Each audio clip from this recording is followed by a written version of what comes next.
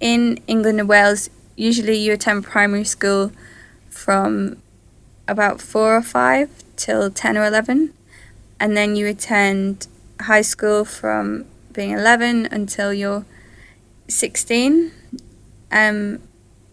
That's your compulsory education, and then you can choose to stay. If your school has a sixth form, you can choose to stay till you're 18, or you can go to college when you're 16 and get the same qualifications. A lot of schools in my area don't have a sixth form, which is part of the reason that I went to the school I did, but because mine did. So I was at school, at my high school, from the age of 11 to 18. Schools in Scotland are slightly different. In England and Wales, you go to school a little bit longer than you do in Scotland. I went to high school for 7 years, and if I was in Scotland, I would have gone for 6 years and then gone to university. And then Northern Ireland has its own system, so that's different to England and Wales and Scotland.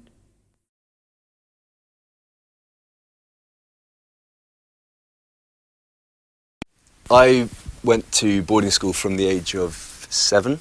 My parents lived in Germany at the time, so it was the logical thing to do. They were moving around every 2 years, so the best thing for me was to go and have steady friendships at one school. So I went when I was 7, as I said, and up until the age of 18. I was at a prep school from 7 till 14, and then I went to college until I was 18. I suppose the main difference, obviously, is that to normal day schools is that I was at school most of the time. I would stay there.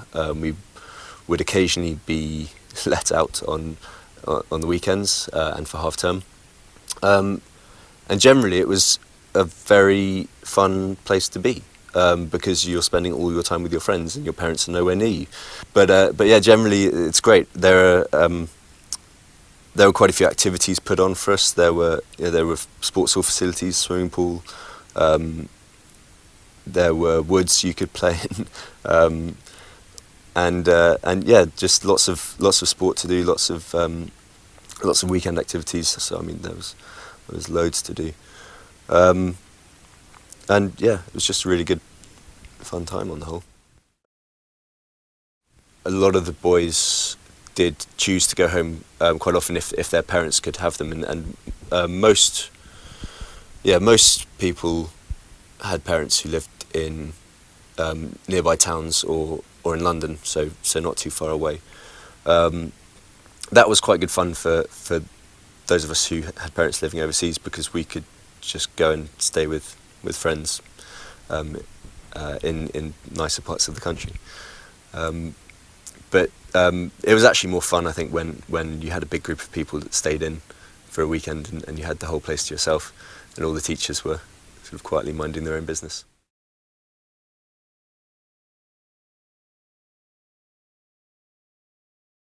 Has it been strange going back to teach at school when I'm not that long away from being a student myself? Yeah, I think it's been quite strange, and particularly with the older years that I teach, I've not felt, incredibly older than them, and therefore there's a sort of relationship where you almost want to kind of be more chatty with them and have a bit of fun, but you've got to keep that line. I would say that, I obviously, now that I'm a teacher, want their attention every second, and I'm annoyed if they're not, if they're talking, or if they're looking away, or if they're looking at the clock, and I'm just thinking, this is my lesson. So, but I do remember school being very tiring. And I guess one of the main things for me is that just occasionally in the morning when I'm on my way to school, I just think, gosh, I wish it could be me that was at the desk with just writing things down, whereas being the teacher is just so much work, and I don't think I realised how much work it was being the teacher. So I kind of now appreciate some of the teachers that I had, if that makes sense.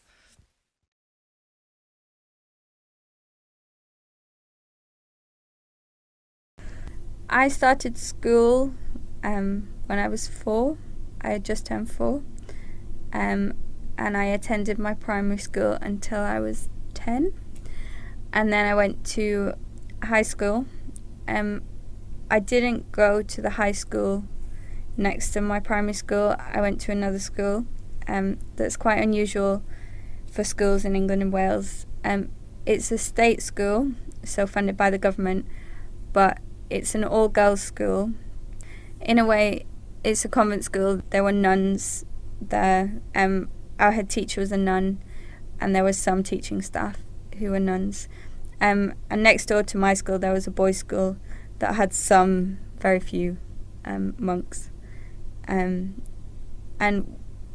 although we were next to each other, and one was a boys' school, one was a girls' school, there wasn't a huge amount of, we didn't really work in partnership. We were separate schools, and kept quite separate. Lots of schools in England and Wales provide extracurricular activities so that the children can stay at school longer and do, for example, sports. They can be in a netball club, a hockey club, a tennis club. There's also classes, or like my mum runs a reading club. So, there's often a reading club or a writing club or a music class that you can attend after school.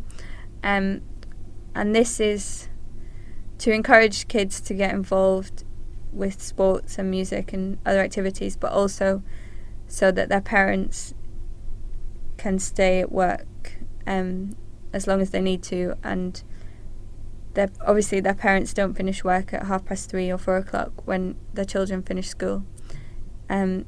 So it's really good for the parents, who can then pick them up at 5 o'clock when they finish work. But I think after school clubs are more and more popular because more and more parents are working. Maybe in the past the mum stayed at home and she was a housewife, and now she might have a job. So after school clubs are really, they're a really important part of a school community. And I think it's great to be involved in like a sports team. It prepares you for going to university if you're going to be involved in a sports team there. And obviously it's great to learn to play an instrument. When I was at school, I play the piano, so I often had to play the piano in assemblies, or we had mass on a Friday morning. So it wasn't really a club, but often I had to stay at school and practice with the music teacher if we had an important assembly or an important mass or something coming up, or the end of year, presentation awards or something. I was also in the hockey team, and so we used to play matches on a Saturday and we would practice after school on a Tuesday. But I really enjoyed it. It's a great, belonging to a team at school is really fun. And as well, you get to know the teachers better if you see them, like not just in class, in an after school situation. They're a lot more relaxed and they know that you want to learn and want to be there. So it's often you have a better relationship with them. When I was at school, I studied French from the beginning of high school, and I started studying Spanish when I was in year 10. So I studied French from when I was 11 years old, and I picked up studying Spanish when I was 14. And I studied them both after that at school. When I was deciding what to study at university, I decided that I wanted to carry on studying Spanish and pick up a new language, which was Portuguese. So when I went to university, I studied Spanish and Portuguese with linguistics, and I started Portuguese. So I started studying Portuguese from scratch. I knew no Portuguese before I started university. And although it's quite similar to Spanish in lots of ways, it was quite difficult to pick up. And as well, when I was studying both languages, often we had a Spanish lecture and then a Portuguese lecture straight after that, and that can cause lots of confusion. Often it's difficult to separate the languages in your head and not get mixed up.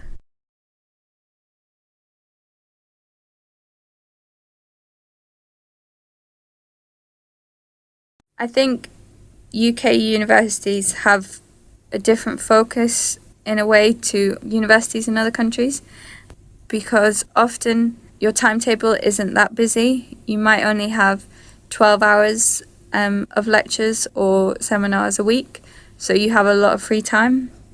And in that free time, you're free. As long as you do your work, you're free to do whatever you want. So there's a stereotype that a lot of students just waste their free time by sleeping till late, going out all night, like 4 or 5 times during the week. There is a temptation when you're at uni and you might only have 10 to 12 hours of lectures a week to just waste quite a lot of time, watch a lot of bad TV, go out too much. But often students get a job. There are really good societies and clubs at universities in the UK. So that often takes up a lot of time. I was in the ski club throughout uni, and I was also the social secretary for the Hispanic Society. So when you go to university in the UK, usually you take out a student loan, and this is a loan that you receive every year in instalments, so 3 times a year. Most students in the UK live on their student loan. It's not a huge amount of money. People don't have a lot of extra money to spend on clothes and, going out and going on trips and things. But that's part of the experience, because you have to learn to budget what you have.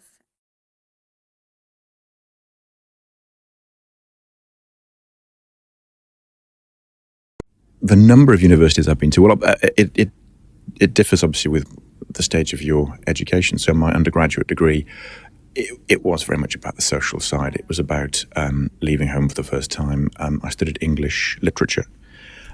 Somehow ended up doing Latin as well, which was against my will. So that was one stage. I then went on to do a master's at a different university, which was a little bit more focused, a bit more serious. You were there because you wanted to be there. It was much more about the discipline. Again, that was in studying literature, sort of highly economically useful. And then I ended up in Belfast, in Northern Ireland, doing a PhD. So I was all set for a career as an academic. And then it all changed. The PhD was interesting. I mean, it was a fascinating place to live and to work.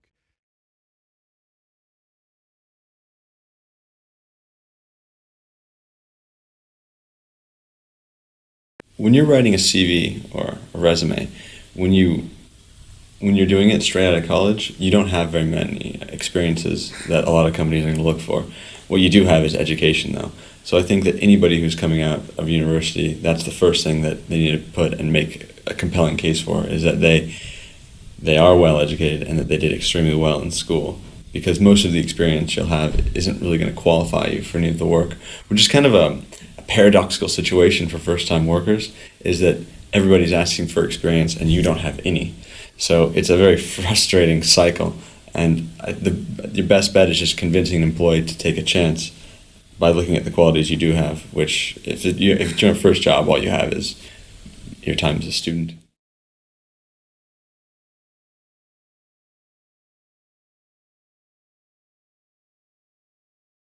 A lot of people, when they leave school in the UK, go to university.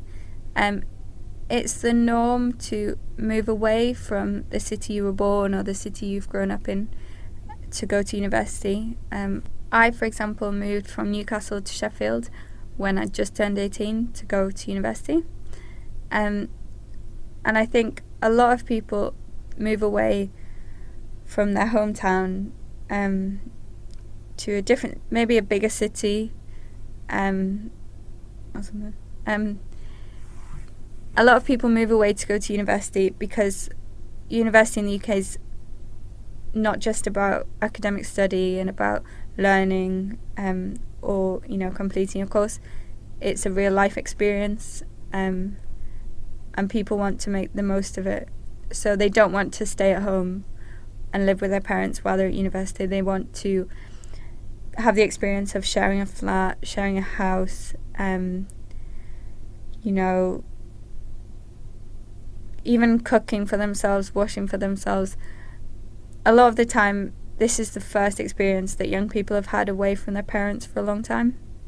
And it really does teach you a lot about looking after yourself, a lot about how to manage your finances, organising yourself. You know, you don't have your parents saying to you, we're doing this at the weekend. You have to find things to do for yourself. And when you arrive at university, usually you live in a halls of residence or a flat. I lived in a self-catered flat with 11 other people. So it was a big flat. There was 5 boys and 7 girls. And although I got on with the majority of them, it was quite difficult living in quite a small flat. We had like 2 showers between all of us. We had 2 really small kitchens, and things can get a bit tense when you're living in a really you know, in close proximity to so many other people that you don't really know that well, that you don't really see that often, maybe.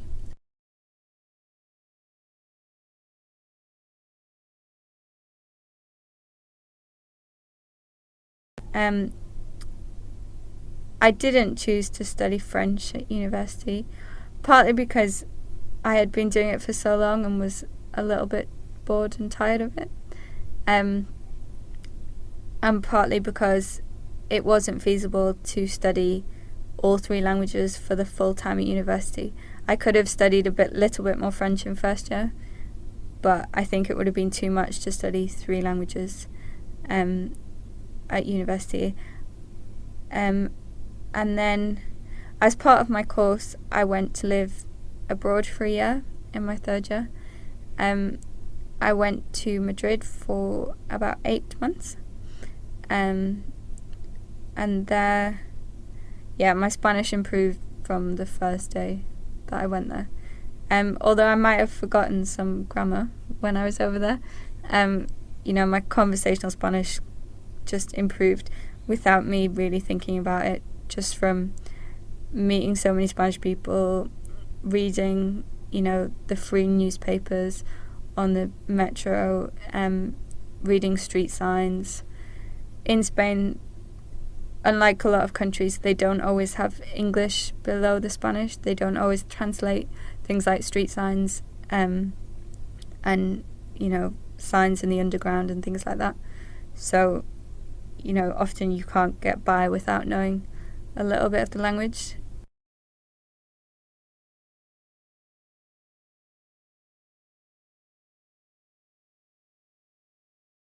I started to get into the hospitality industry after I finished school. I then went to a hospitality college in Melbourne. After that, I then went up to the resorts in Australia to work on some of the islands for 1 year. After that, I went to a business school, did a business degree majoring in hospitality, and then continued on to the hospitality industry. Also working in several bars, restaurants, catering sort of services throughout my years. Now I just work in the hotels. I've changed in the last 2 years. I never used to work for a hotel before. I stumbled on this job a couple of years ago. It fell on my plate, so to speak, and I thought I would try hotels out. I didn't know how it was going to go. I was only going to plan on doing it for around 1 year, 12 months time, but I enjoyed it. I fell in love with it. I thought it's great dealing with different guests every day, their problems, their issues.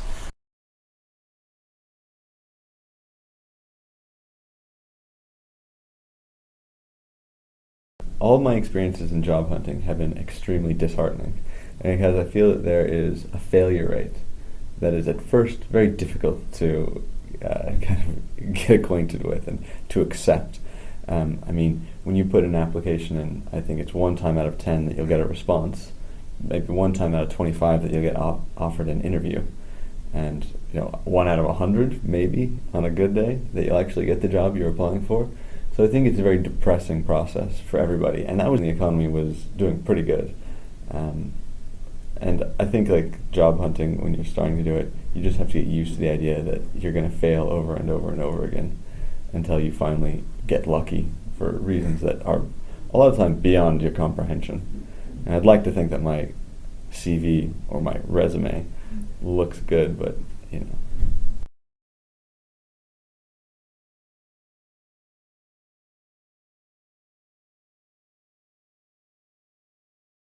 My day really is quite varied every day. It's, you can come in and plan everything out meticulously, and ultimately your day will be thrown by a manager coming up to you and asking you for a particular request, which will change the whole landscape of what you're going to face the rest of the afternoon. First thing I do when I come in is I clear all my emails, just so I can be up to speed of where I'm up to, and then certainly I'm quite organised, so I like to do a list of the most important things that who I need to respond to, and in what order. It's all about priorities and deadlines. So I suppose a typical day is I've got 10 vacancies at the moment that I'm looking after. And the other thing that I've got is I'm devising a training programme for our performance reviews, because we've just launched our online performance review. We've upgraded it, so I'm devising a programme that I can roll out next week. So they're the things I'd like to achieve, and in that, for instance, for 10 vacancies I've got to make sure they're all tracking on time. So one of them, they're all at different stages. One of them might be at advertising stage, and one of them will be at final interview stage. So there's a whole mix of making sure you don't drop any balls in the process, because you can't let anything slip. If you make a mistake at the hiring stage, the payback is really the implications are so vast when someone joins an organisation and they haven't worked out. So it's it's so critical to get it right, and we're putting more rigour into our recruitment process now.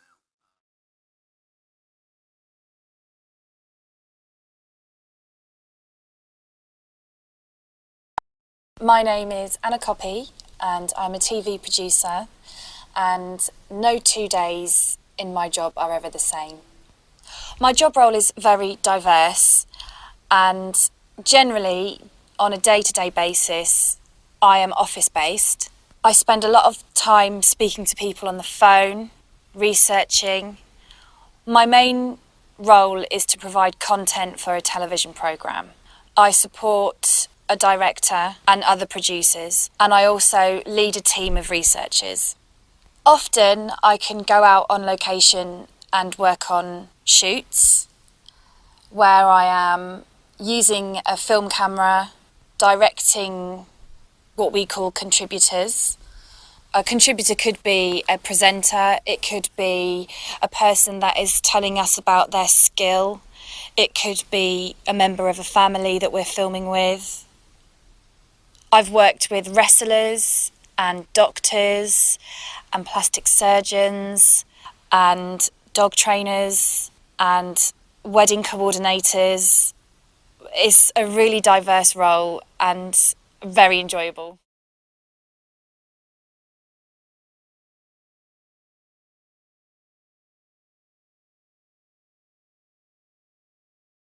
I work as a duty manager in a hotel. I work on the front office. My day-to-day basis consists of looking after the guests.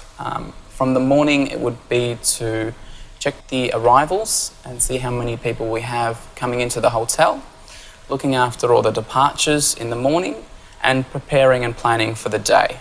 Our busy times would be in the morning when we have all the people checking out of the hotel, all our departures, and then in the afternoon to evening where all the people are coming in, all the arrivals for that day of the hotel. in my job as well as a duty manager here, I look after a lot of the guest comments, feedback, and also complaints. So anything to do with a guest coming to the hotel that's upset or had a dissatisfied stay, I would then try to rectify that, or follow that up to see what the guest, if there's a problem with the stay, if they've had a bad check-in or breakfast experience. For then myself, one of my duties is to follow that up, chase them, meet them, and see if I can somehow enhance their stay for the next couple of days, whether they're staying in the hotel then. So that could be possibly offering an upgrade to a room, or complimentary breakfast, or looking after them in any sort of general way, sort of exceeding their expectations, whereas offering them information.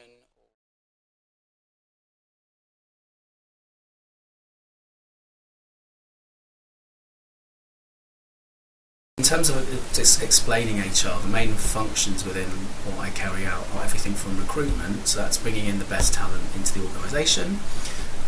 So really putting together a really clear attraction strategy as to why someone might actually join our business, and then once they've accepted the offer, then also making sure we onboard them into the business. So it's not just about them signing a contract, it's about how we get them into our organisation. So the induction, how they interact with the people around them, how comfortable they are in the first 3 months of their job, and how they really ultimately pick the job up and start running with it. Past that, then the next stage really with people strategy is development. So once someone's in the company, it's how do we develop them to be even better at what they do, and to continually improve their skill sets and their behaviour or leadership skills. So we have performance reviews here. We've created a culture of performance, and every year, at least once a year, a manager and an employee will meet up and have a conversation about their objectives, their performance, what training development they want, their career aspirations, career development, and certainly having clear objectives for the year ahead. So everyone's absolutely clear what's expected, and there's no grey areas. And it's a really great opportunity for an employee to actually give feedback to their boss, and to really talk about things that people don't have time to talk about in their day-to-day job. So I love them, and maybe people in the organisation don't like them so much. So, but they're very useful for lots of different reasons. The other thing we do with performance reviews, we have a rating scale within them. So there's a clear definition of how someone sees himself, and actually it's a really good way of having some self-reflection, because we ask the employee to self-rate themselves, but ultimately the manager will give a final decision on their rating. And there's a 5-point rating, that we have, but we don't number. We've got much more detailed terminology behind it. So I think it's really good for people to have an awareness of their own where they sit within the organisation in terms of performance, because it helps retain people, and also we can really talk about how we develop them to the next level. Because the biggest and most important thing of HR is actually it's people, and people are the most important asset, and the right people are the most important asset. So you really want to make sure you invest in people, and if you invest in people, then ultimately, and sounds like jargon, but it's not. If you invest in people, ultimately you can be really competitive in the market, and you can create innovation.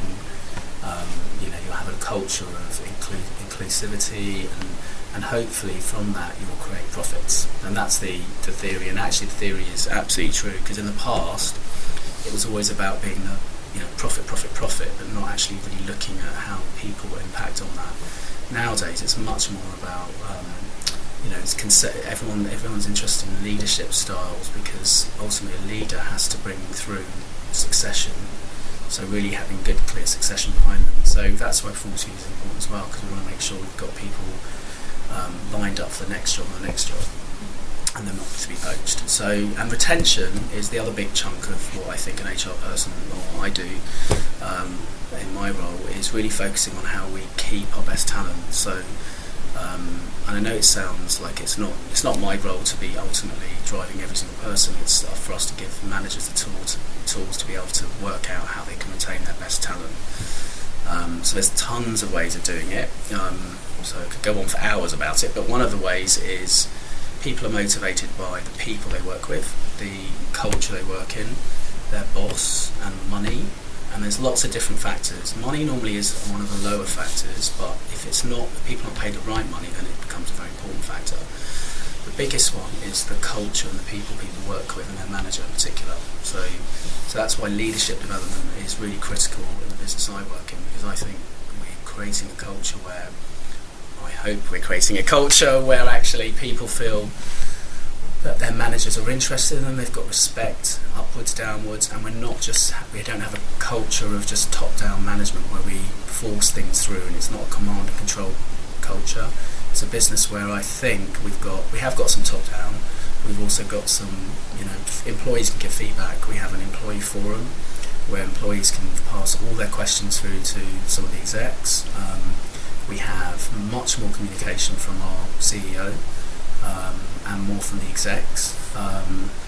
So really, HR's role is not to drive the business strategy, it's to support business goals that the organisation needs. So I think in this climate of disruption with the digital market and with a recession, it's certainly about how we can be faster and more flexible, and how HR really supports the business objectives of the future. And that's really through people, because that's a really important part.